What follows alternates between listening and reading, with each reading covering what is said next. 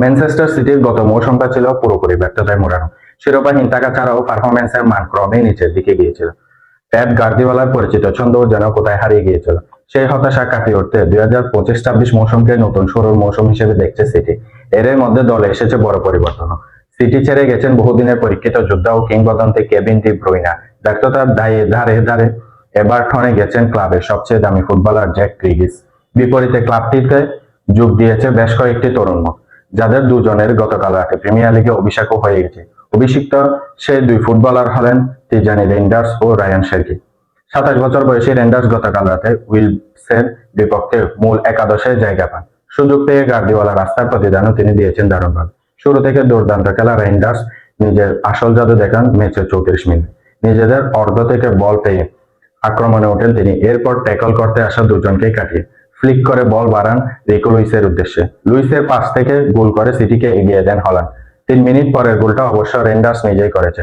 Oscar ববের পাশে running শটে লক্ষ্যভেদ করেন এই ডাচ মিডফিল্ডার। এরপর হল্যান্ডের করা তৃতীয় গোলটিরও নৈপথ্য নিয়েছিলেন তিনি। আক্রমণ তৈরিতে সহায়তার পাশাপাশি চমৎকার এক ব্যাক পাসে হল্যান্ডকে অ্যাসিস্টও করেছেন রেইন্ডার্স। সিটিতে অভিষেকেই আলো ছড়ালেই রেইন্ডার্সের মুগ্ধতার গল্প নতুন নয়। এর আগে এসি মিলানের হয়েও নিজের যাত্রী নিয়েছেন তিনি। গত মৌসুমে সিরিয়া আর্টস বর্ষসেরা জায়গা করে নেওয়ার পাশাপাশি নির্বাচিত হয়েছিলেন লিগের বর্ষসেরা মিডফিল্ডারও। সতীর্থদের গোল বানিয়ে দেওয়ার পাশাপাশি নিজেও লক্ষ্যভেদের সিদ্ধহস্ত। সেই প্রতিভার জোরেই মূলত গার্দিওলার নজর কেড়েছেন তিনি। প্রথম ম্যাচ রেইন্ডার্সের পারফরমেন্স দেখে গার্দিওলা ভেবেছেন খুব ভালো পারফরমেন্স, সে দারুণ একজন মানুষ। থেকেই তার ছাপ রেখেছে, তার গতি দারুণ, সে হোল্ডিং মিডফিল্ডেও সাহায্য করতে পারে।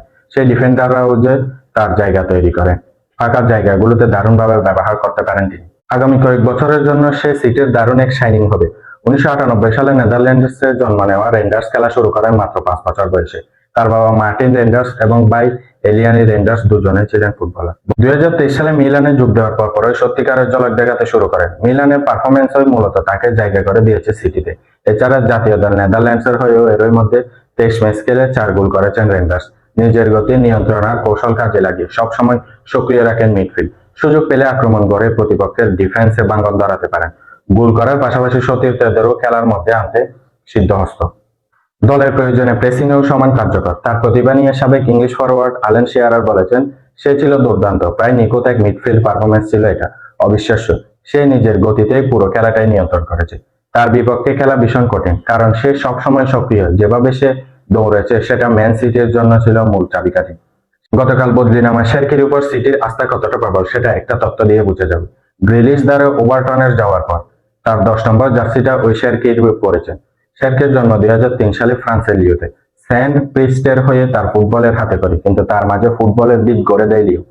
9 বছর এই ক্লাবের বয়সভিত্তিক দলে কাটানোর পর 2019 ক্লাবটির মূল দলে অভিষেক হয় তার। 6 বছর লিওতে কাটিয়ে এই মৌসুমে শেরকি এসেছেন সিটিতে। লিগে গতকাল রাতে অভিষেক হলেও সিটির জার্সিতে আগেই খেলেছেন শেরকি। ক্লাব বিশ্বকাপে 4 ম্যাচ খেলে 1 গোল এবং 1 অ্যাসিস্টও করেছেন তিনি।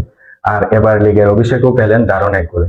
এখন পারফরমেন্সের এই ধারাবাহিকতা ধরে রেখে সিটির হয়ে বড় শিরোপা জিততে পারেন কিনা সেটাই দেখার অপেক্ষা।